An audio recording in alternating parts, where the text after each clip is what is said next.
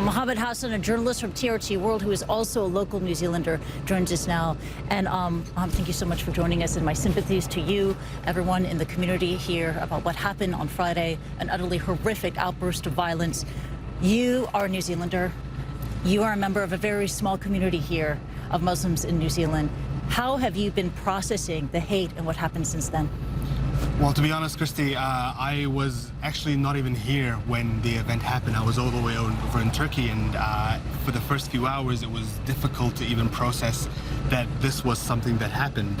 And over the weekend, and making my way here and coming today and spending time with both relatives that have lost family members, but also the volunteers that have come down to help out, a lot of it is still very difficult to understand. We still have a lot of difficulty grasping the enormity of what happened on Friday afternoon. Yeah, Islamophobia, xenophobia, this is stuff you've encountered before growing up in New Zealand, but the type of white nationalist hatred that can fester and transform into terrorism, did it ever cross your mind that would happen here? I mean, I would be lying to you if I say that it didn't cross my mind. And I think most people within the Muslim community here, but in Muslim communities across the world, would say that this is something that was, while not surprising, of course, devastatingly shocking at the scale and the spectacle of what happened on Friday. A lot of us have had to face a lot of racism, a lot of xenophobia, but also we've been warning about the rise of far-right rhetoric, about the rise of white nationalist rhetoric, about the alt-right, and a lot of this kind of stuff that's been festering in online communities. But we've also been seeing it in a lot of the way politics has been changing, specifically across Europe and parts of the US as well, especially in Australia, just over the ditch. We've kind of been seeing this coming, although we never expected it to hit the way that it did, and certainly not here in New Zealand.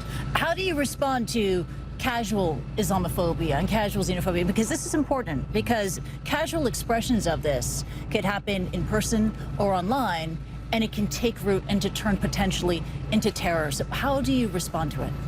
I mean, I think there is a difference between casual racism and casual Islamophobia, which nearly every single Muslim would say they've experienced at some point in time, that whether that's job discrimination, whether that's somebody saying, yelling a word at you on the street, but there are also manifestations of that turn violent. And so we've had women here in our community wearing the hijab who've been attacked on buses, who've been yelled at, who've had, certainly in Australia, there's been several cases of women having their hijabs pulled off or even attacked physically in the streets. And this is a scale, and it's a slippery slope. And what happens when a society doesn't address these problems, doesn't address the root causes of this kind of hatred, is unfortunately what we saw on Friday. Yeah, is what happened here a wake-up call for the world? You know, the suspect, a white man, Australian, 28 years old, no criminal prior record at all, and yet he was very active online in these hate groups in 8chan and elsewhere, you know, publishing this multi-100-page manifesto and all that.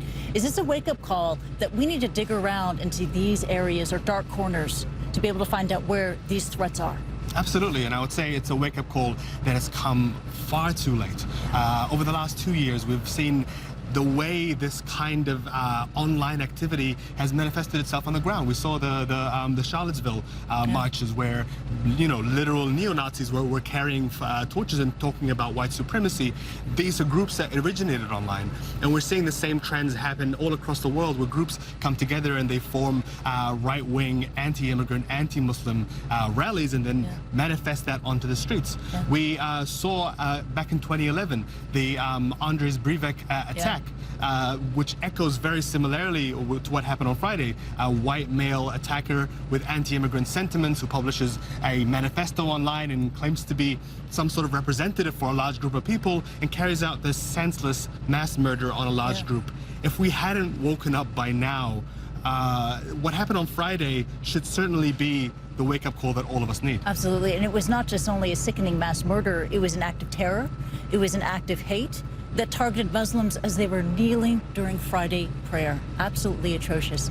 Mohamed Hassan, thank you so much for joining me, and please take care. Thank you. Now, you're watching Newsstream, and we'll be back with more in just a moment.